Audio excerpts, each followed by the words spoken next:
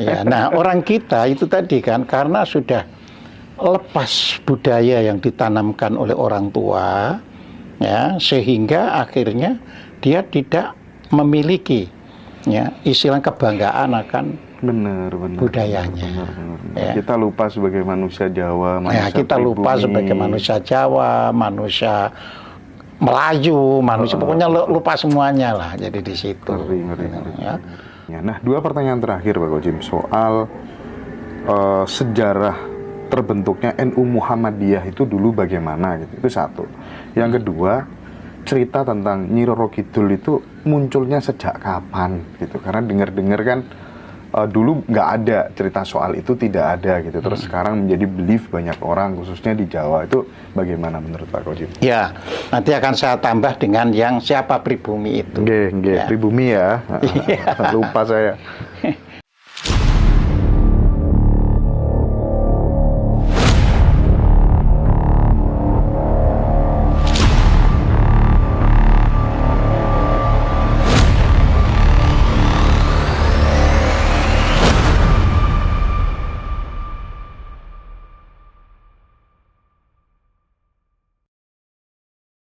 Jadi bangsa Eropa itu mengalami yang disebut 1000 tahun The Dark Age. Ya. Dark Age itu artinya berarti abad ke-8. Ya. 1000 tahun. Sejak masuknya agama Kristen di Barat, ya, itu kira-kira abad ke-4 ke-3 sampai dengan abad ke-13 itu zaman ke-8. Tapi setelah terjadinya perang salib pada abad 12 ya, pada abad 13 ya berhentinya itu abad 13 awal ya. Mereka menyadari loh, tuh orang-orang Arab itu banyak belajar ilmu-ilmu dari Yunani, dari Romawi. Lah padahal itu punya kita. Ya kalau gitu harus kita kembali ya. Jadi kita harus berpikir ulang, harus memberdayakan kepandaian dan sebagainya. Ya, jadi itu. Nah, kita pun harus berpikir begitu. Sering saya katakan, bukan kita ini karena ada agama dari India menjadi ngerti bab-bab keagamaan. Tapi kita ini dulu penyebar ya, agama ke seluruh dunia. Terus suatu saat di sana mengalami perubahan-perubahan balik ke sini. Makanya kita itu seperti gampang nerima apa-apa. Karena dulunya dari kita. Tapi kalau bangsa itu dulunya tidak punya untuk diekspor, sulit nerima. Misalnya bangsa Jepang. Menerima sesuatu dari luar itu sulitnya setengah mati. Tapi kita apa saja dari luar, itu gampang. Itu karena di gen kita. Ya. Sebenarnya itu milik kita. Ya dulunya sudah milik kita, gitu loh. Jadi seperti ini kembali lagi ke sini. Nah, jadi itu. Sebagai manusia Jawa gitu ya, kadang kita miris gitu. Budaya kita itu justru malah dimusuhi gitu. Tidak sedikit kan orang-orang Jawa yang kemudian dia justru bangga kan pakai pakaian cadar dan lain sebagainya gitu. Di Al-Quran memang diwajibkan pakai cadar, ada Pak Kojim? Oh enggak ada. Jadi Al-Quran itu ya hanya memakai namanya jilbab. Tapi itu pun ada reasoningnya. Ada reasoningnya ya? Ya ada, di situ dikatakan agar engkau dikenali dan tidak diganggu. Kamu dikenali dan tidak diganggu. Dikenali dalam konteks? Ya, dikenali bahwa orang-orang yang berjilbab itu orang-orang pengikut agama. Jadi kamu nggak diganggu lagi. Sebab dulu ada reasoningnya, ya. Para perempuan itu suaminya itu marah terus lapor kepada Nabi, ya Rasulullah, istri saya diganggu sama orang-orang itu. Orang itu dipanggil. Kenapa diganggu? Aku mengira dia orang jalanan. Karena nggak pakai jilbab. Ya, jadi di Madinah itu merasa orang jalanan, ya kan. Makanya ya sudah kalau gitu dibedakan, ya kan. Yang berjilbab itu berarti bukan orang jalanan, tapi orang-orang yang berumah tangga, gitu kan. Makanya terus ditutup Orang jalanan itu maksudnya orang apa Pak Gojim? Iya, orang jalanan itu orang yang termasuk orang yang bisa diajak bergaul bebas, begitu loh. Oh, gitu maksudnya. Iya, ya. Jadi maksudnya bukan orang kalau orang. Itu sejarahnya jilbab begitu ya? Iya, itu sejarahnya. Keren. Makanya pada surat apa itu, surat Al-Ahzab, ya kan? Ya, di situ itu dikatakan agar engkau kamu, karena banyak orang kan, kamu dikenal dan tidak diganggu. Nah, ada kata tidak diganggu masalahnya. Oke. Jadi di situ. Nah, di sini meskipun jilbaban diganggu. Iya. Nah, di situ. Jadi semua ini ada reasoningnya. Kemana aja kita ini nggak tahu semua ini ya. Yang penting wajib pakai jilbab, nggak pakai jilbab neraka gitu kan. Ya, nah orang kita itu tadi kan karena sudah lepas budaya yang ditanamkan oleh orang tua, ya, sehingga akhirnya dia tidak memiliki, ya, istilah kebanggaan akan budayanya. Benar. Ya. Kita lupa sebagai manusia Jawa, manusia kita pribumi. Lupa sebagai manusia Jawa, manusia Melayu, manusia pokoknya lupa semuanya lah. Jadi di situ. Ngeri. Ya. Sehingga akhirnya kayak orang Sumba, orang Lombok pun akhirnya berjilbab. Nah ini kan ada proses. Ya kan? Aduh. Apalagi bercadar ya sambil tandur gitu ya. Iya. Jadi di situ, ya. Jadi budaya kita sendiri juga tidak didukung oleh pemerintah, misalnya bertani.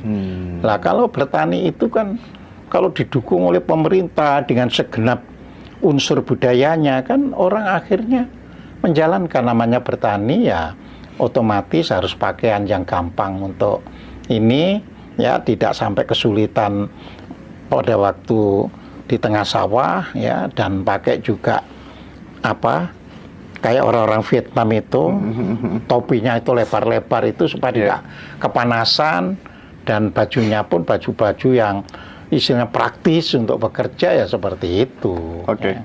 Aku ada 3 pertanyaan terakhir Pak Gojim. Ya. Gimana sih caranya menurunkan paradigma atau mindset inferior gitu. Jadi merasa kecil hati gitu, lawan dari superior gitu. Itu cara meruntuhkan mental itu bagaimana Pak Gojim? Ya, kalau masalah untuk istilahnya itu pelan-pelan menghilangkan inferior terus bisa naik menjadi bukan inferior lagi ya anak harus mulai dihargai kalau melakukan sesuatu. Kalau itu yang terjadi misalnya kita yang udah dewasa bagaimana Pak Gojim? Ya sama. Jadi kita harus negara ini kalau sudah dewasa harus menghargai. Contohnya misalnya ya gak jauh-jauh kan ya. Seandainya hidup saya itu sebagai seorang penulis ya murni, pasti hidup saya kan pas-pasan. Seandainya penulis murni, ya kan. Tapi saya kan asalnya orang dari bekerja di perusahaan, ya sehingga saya sudah membiasakan diri dengan pendapatan dari perusahaan, sehingga saya akhirnya bisa menulis tanpa terganggu karena pendapatan. Ya. Nah, di sini kita bisa yakin, saya akan bekerja yang baik, saya persembahkan untuk kehidupan bangsa ini. Ya. Tetapi kalau orang baru mau menulis dengan baik ya, terus itu ke penerbit dibuang Mas.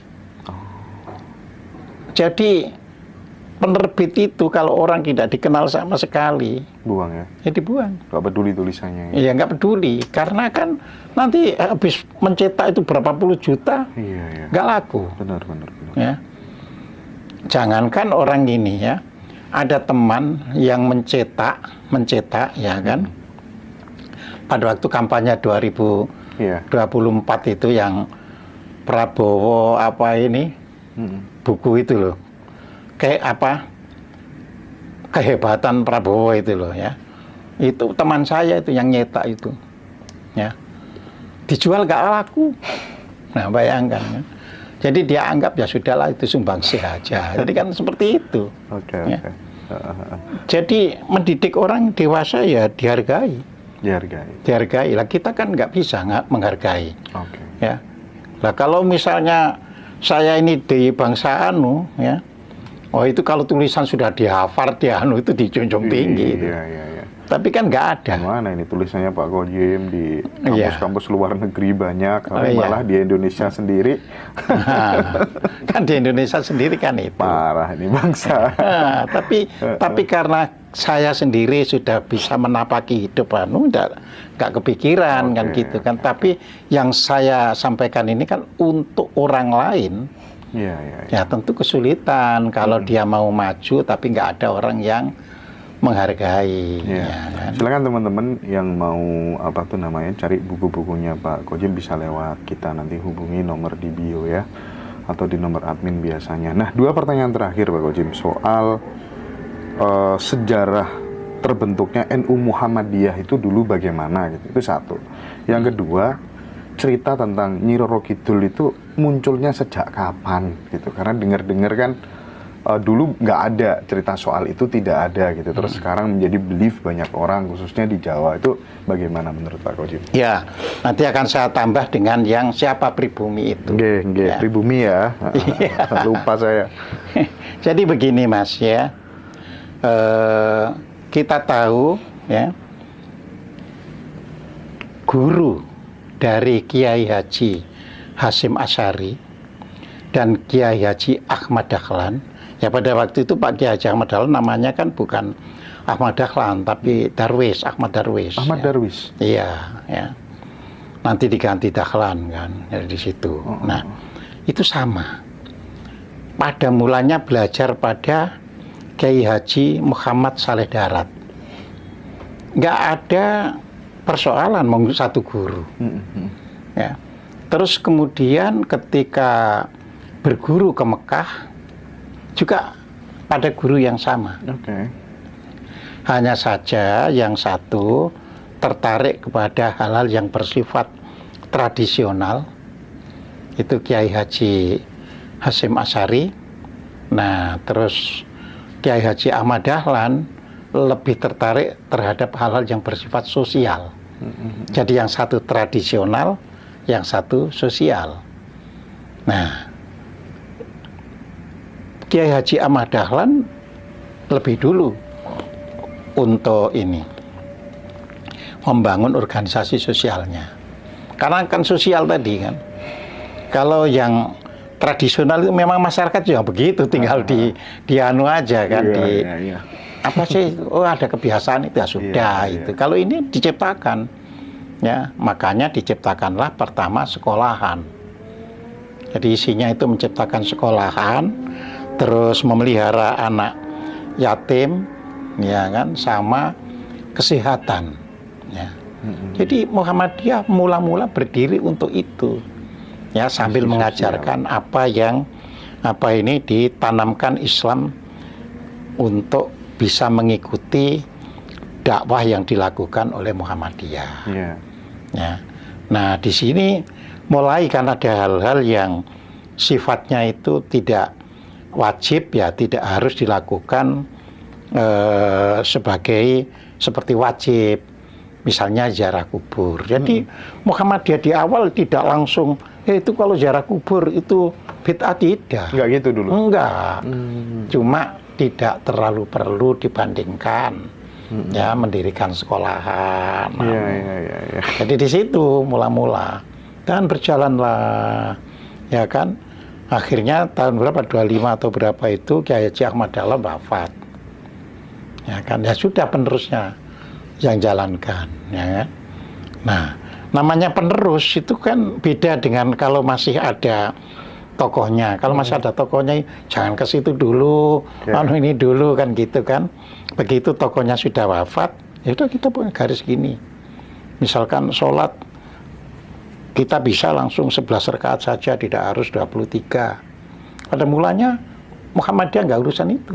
Orang sholat 23 rakaat, orang nggak ada masalah. Yang penting sekolahan, poliklinik, yatim piatu itu jalan, yang penting. Jadi urusan begitu-begitu nggak menjadi masalah. Bentar. Nggih, monggo tunjuk. Nah, kemudian begitu Kiai Haji Ahmad Dahlan wafat, maka muncullah organisasi Muhammadiyah. NU. NU. Oh, Ya. setelah Ahmad Dahlan meninggal. Karena kan NU tadi muncul. ketika Ahmad Dahlan masih hidup itu kan ya orang NU juga merasa bersaudara. Oh iya. Terus iya. Pak Kiai Haji Ahmad Dahlan kan juga tidak, jangan gini, jangan Iya, begitu, iya, bukan. iya, iya. Oh. Gitu loh ya. Cuma memberikan, tidak terlalu perlu yang ini. Yang ini Tidak lah terus nanti. bid'ah gitu ya. Iya, nah nanti ketika Kiai Haji Ahmad Dahlan itu sudah wafat kan, yang melanjutkan berikutnya kan kita harus punya garis yang jelas.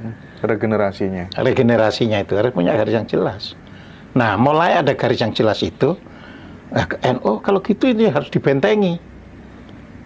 Masyarakat yang tradisional ini supaya tidak kena situ kan. Gitu. Iya. Ya, jadi akhirnya didirikanlah Nahdlatul Ulama. Mula-mula juga bukan partai. Bukan partai.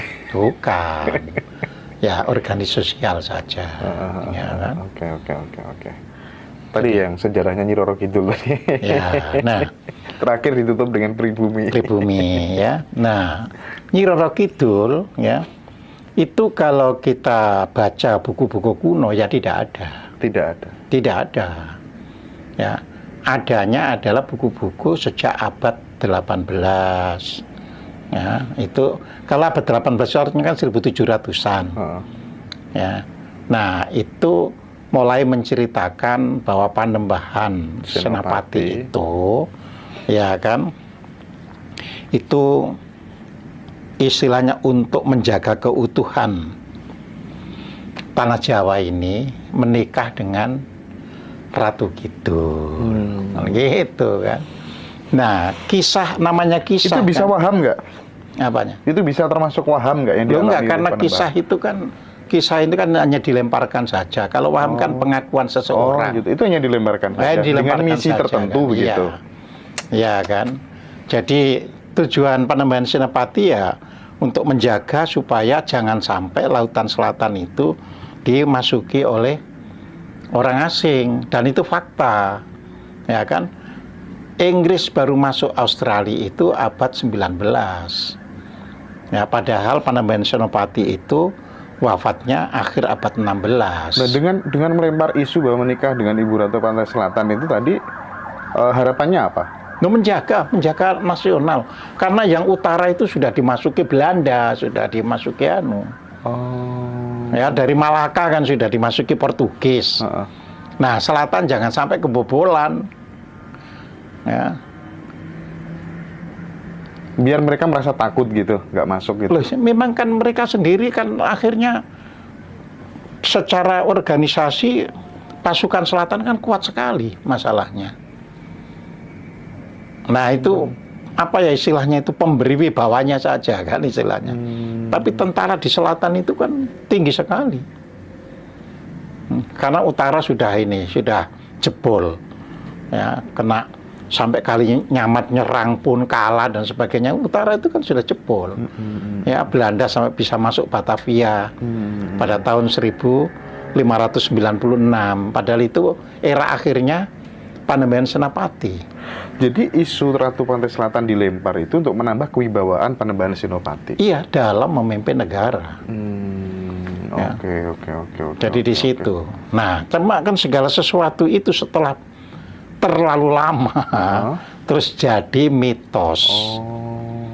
Gitu. Ya. Jadi belief banyak orang. Iya, mitologi itu sendiri tidak salah kalau tidak kita mengalami kebodohan. Iya. Di Jepang itu sampai sekarang tetap ada misalnya kita ini pergi ke pegunungan ya. Terus di sana itu disebut ada air suci. Air suci, ya kan? Itu tetap disampaikan bahwa kalau kita minum bareng-bareng ya, satu sewur begitu nyedok minum bareng-bareng ya kan. Nah, itu akan menambah sehat kita. Padahal tujuannya kan itu keakraban. Padahal orang Jepang itu kan ngerti yang namanya hygiene. Kan satu sewur diminum banyak orang itu kan nggak tapi demi ya kan untuk menjaga persatuannya itu ya kan toh tidak setiap hari minum. Iya. Jadi mereka tetap kalau ke situ ayo minum bareng kan gitu. Ya. Okay. Jadi mitologi itu sendiri tidak menjadi masalah ketika kita tidak dalam kebodohan. Nah, orang Jepang ngerti. Kalau saya tanya, you percaya nggak ada dewa matahari yang ya sekarang sih enggak kan gitu kan. Tetapi demi untuk menjaga persatuan enggak apa itu mempermasalahkan hal demikian itu, gitu loh. Ya itu anggap aja sebagai adat yang ya. Lah kalau kita kan adat terus nanti kalau berbeda dikatakan ini bid'ah, ini syirik dan sebagainya. Orang Jepang kan enggak. Ya adat ya adat. Iya. Tapi dia ngerti ya fungsinya ya hanya itu gitu loh. Iya. Menyatukan. Iya, tapi masyarakat kan nggak bodoh. Sehingga masyarakat tetap kerja keras itu. Nah, di sini karena kebodohannya itu malah dipundi-pundi, malah supaya ketiban ini, ketiban pulung ini itu dan sebagainya. Cari pesugihan di sana lah. Iya. Nah, jadi itu Mas. Ya. Makanya dari awal saya sampaikan kita ini ya revolusinya adalah pendidikan. Pendidikan yang baik itu akan bisa mengangkat orang berpikir secara logis dan sistematis. Jadi dia tidak akan terus apa ini yang aneh-aneh begitu, logis.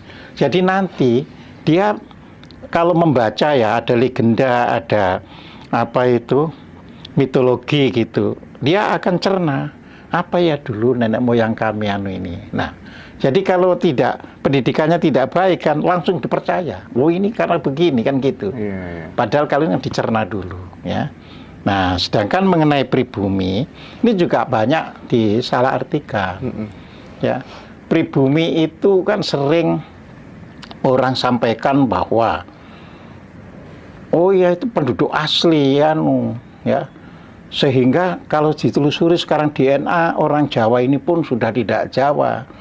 Bukan begitu. Pribumi itu orang yang mampu hidup dengan budaya di tempatnya itu.